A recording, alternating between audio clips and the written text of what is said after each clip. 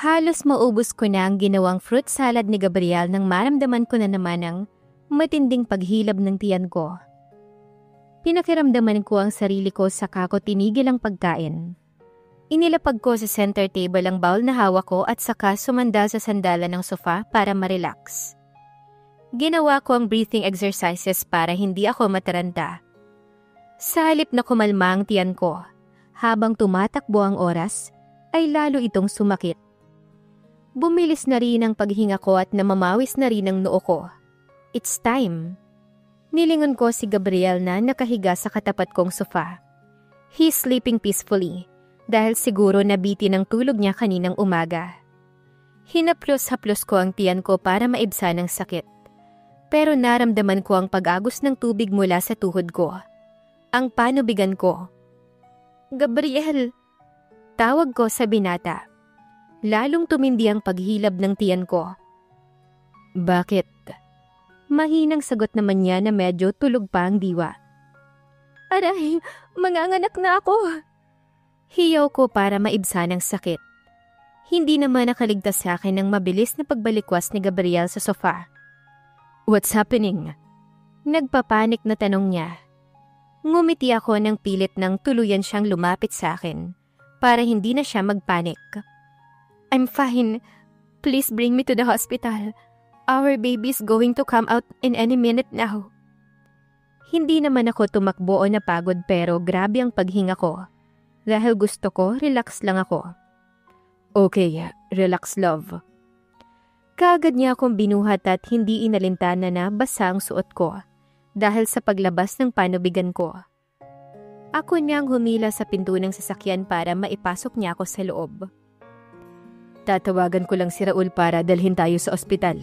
I'll be quick. Hindi ko na siya pinansin at sumandal na lang ako sa upuan ng kotse habang hinihintay sila ni Raul. Wala pang 2 minuto ay naramdaman ko na ang pag-uga ng kotse at ang boses nilang dalawa. Dumilat ako at sakto naman na nakatingin pala sa akin si Gabriel.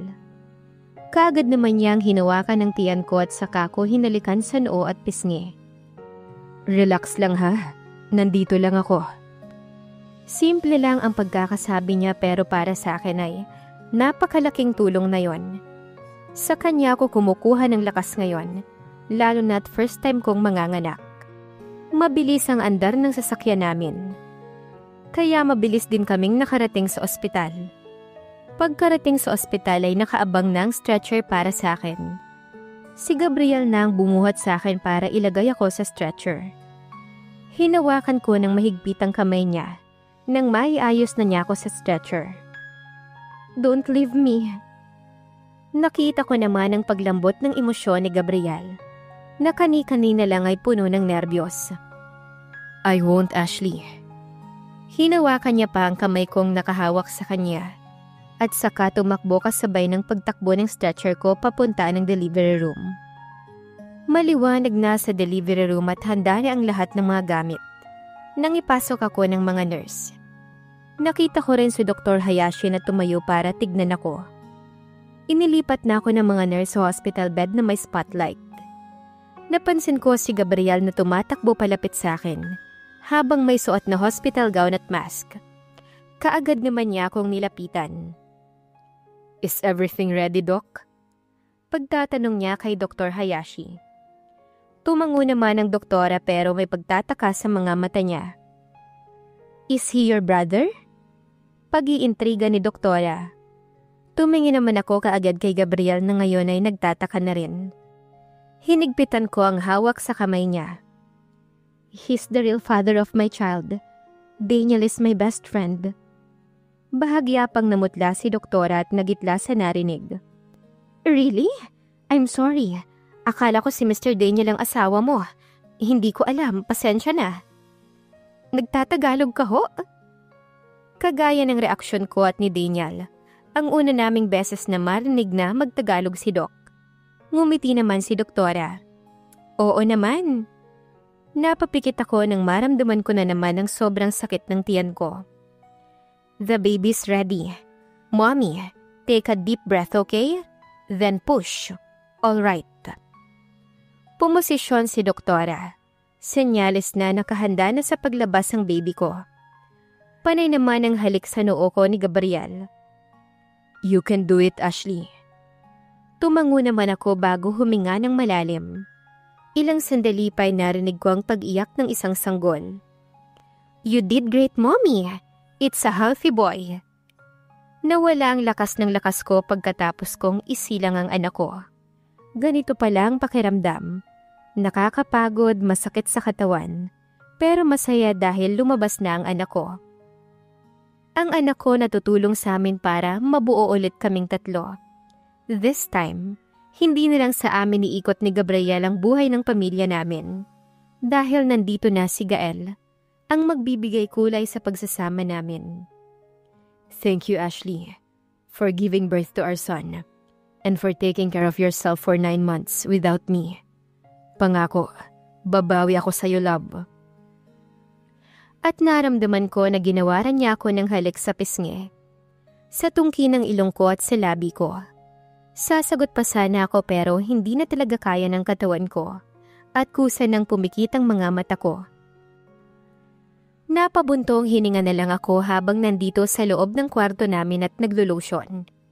Isang buwan na simula nang maipanganak ko si Gael, ay wala pa rin kaming pag-uusap ni Gabriel sa totoong lagay namin. Isang buwan na rin siyang kasama ko sa apartment ko rito sa Japan, at maayos naman ang lagay namin.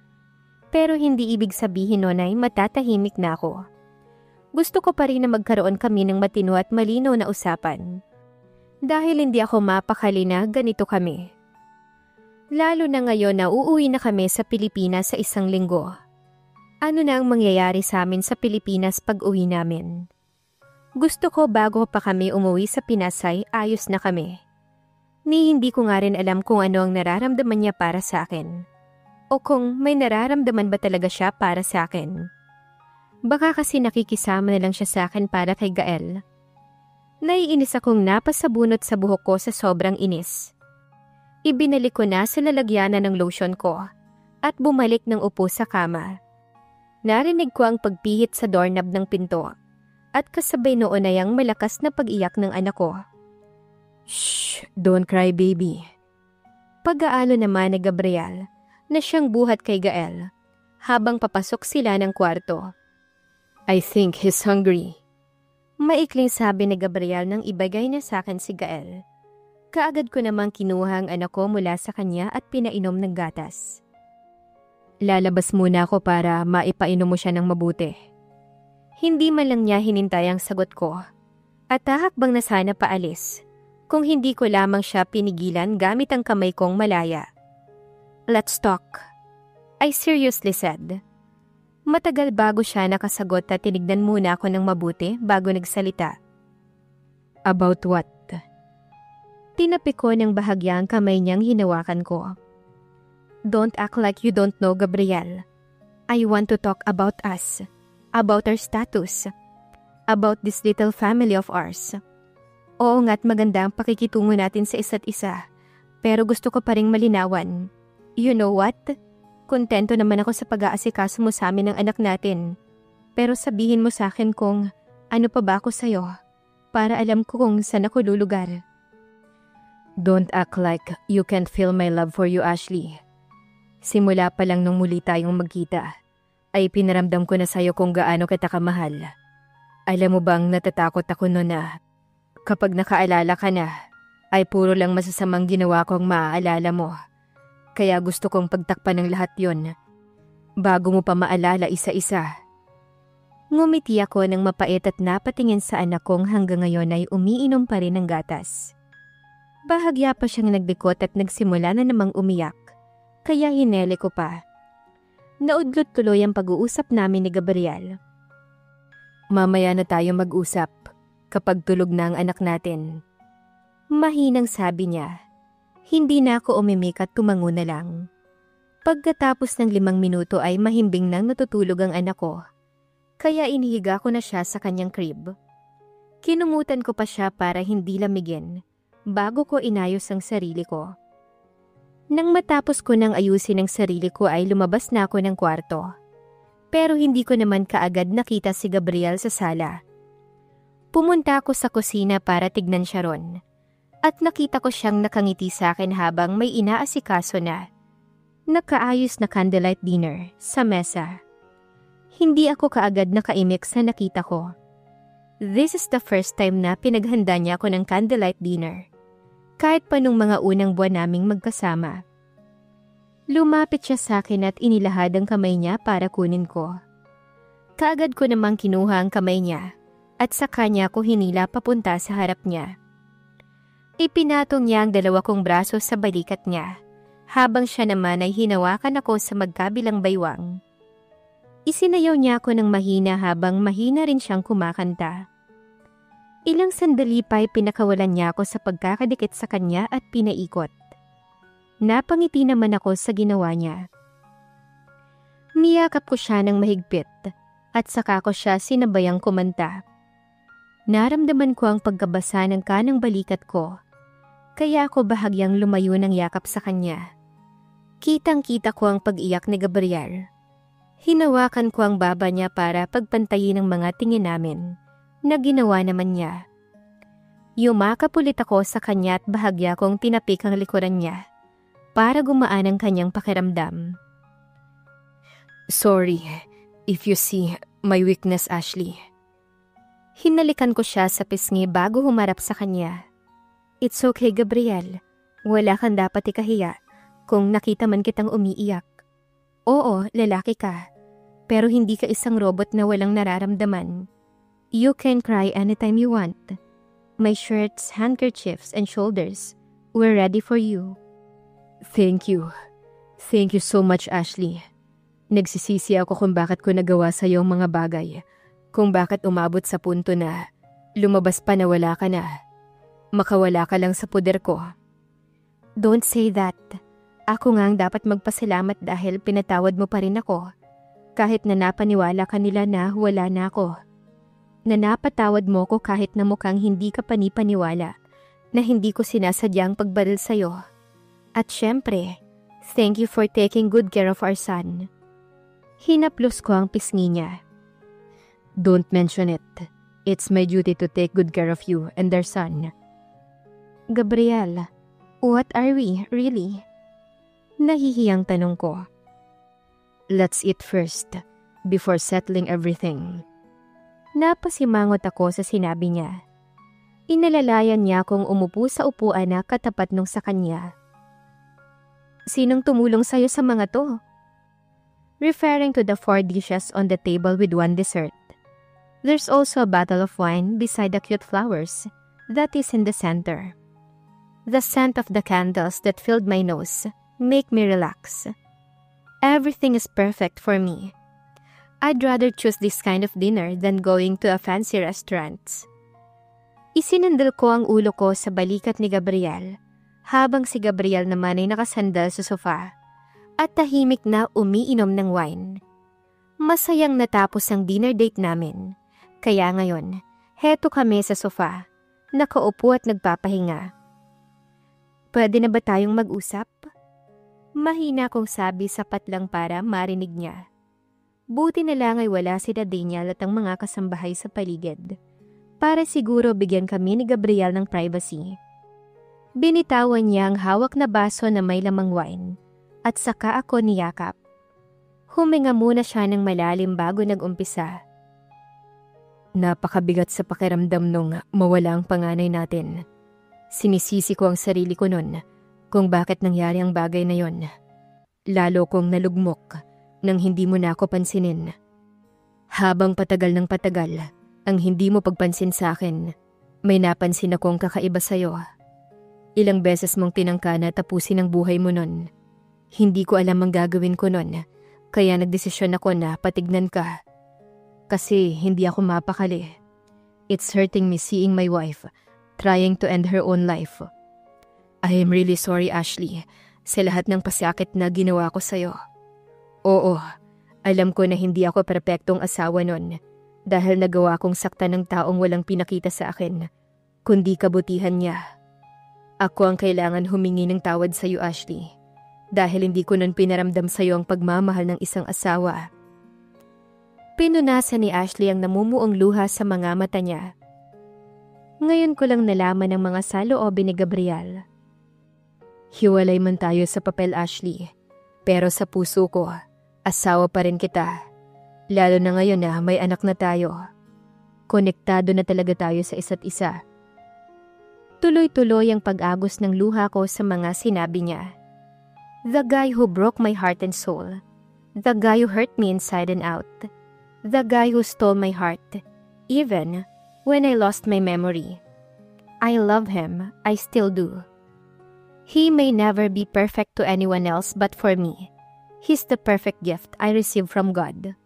Of course, with our little cute man. I love you, Ashley. Thank you. Thank you for everything. Sa pagtitiis. Sa pag-aasikaso mo sa akin nun. Sa pagbibigay sa akin ng chance kahit na hindi mo ko maalala. Sa pagtanggap ulit sa akin bilang ama ng anak natin. Sa pagbibigay buhay sa anak natin. Ngayon, tatanungin kita. Kaya mo ba ulit na tanggapin ako bilang asawa mo? Sa pag-uwi sana natin sa Pilipinas ko gagawin ang sorpresang to. Pero tama ka. Mas mabuti na mag-usap tayo at maliwanagan tayo parehas, love. Will you marry me again, Ashley? Naiiyak na saad ni Gabriel. Umalis si Gabriel sa pagkakaupo sa tabi ko at lumuhod sa harapan ko. Will you marry me again, Ashley? Naiiyak na saad ni Gabriel. Are you proposing to me? Tumatawa habang umiiyak kong sabi. Of course, Gabriel. Magpapakasal ako sa'yo. Naramdaman ko ang paghigpit ng yakap ni Gabriel sa akin at ang paghaplos niya sa likod ko. God, thank you. Thank you. Makalipas pa ang ilang buwan, ay bumalik na ng Pilipinas sina Gabriel at Ashley kasama ang anak nilang si Gael. Isa ring magarabong kasalang naganap. Isang beach wedding. Lahat ng mahalagang tao sa buhay nila ay dumalo sa espesyal na araw na yon. Nagkaayos na rin sina Rose at Ashley at naging mabuti rin silang magkaibigan ni Cindy. Sa tulong din ni Daniel ay nakulong at naparusahan ng magkapatid na Gutierrez. At sa paglipas pa ng mga araw at buwan ay naging masaya ang pagsasama ng mag-asawa. Pinatunayan ni Gabriel kung gaano niya kamahal si Ashley dahil sobra itong bumawi sa kanyang asawa at sa kanilang anak na si Gael. Para kay Gabriel, alam niyang hindi siya perpektong asawa, pero gagawin niya ang lahat para mapaligaya lamang ang kanyang mag-ina. At para naman kay Ashley, napakasaya niya dahil natupad na ang pangarap niyang magkaroon ng buo at masayang pamilya. At sisiguraduhin niya na magiging mabuti siyang ilaw ng kanilang tahanan. Hindi man naging maganda ang simula ng pagsasama ng mag-asawang Ashley at Gabriel. Pinaglayo man sila ng kapalaran, pero sa huli, pinatunayan nila na sila talagang itinadhana sa isa't isa. Mga puso pa rin nilang nag-ugnay sa isa't isa para muli nilang maipadamang wagas nilang pagmamahal sa isa't isa. At dito na po nagtatapos ang ating kwento. Sana ay muli ninyo kong samahan sa mga series story na nais ko pang ibahagi sa inyo. Maraming salamat po.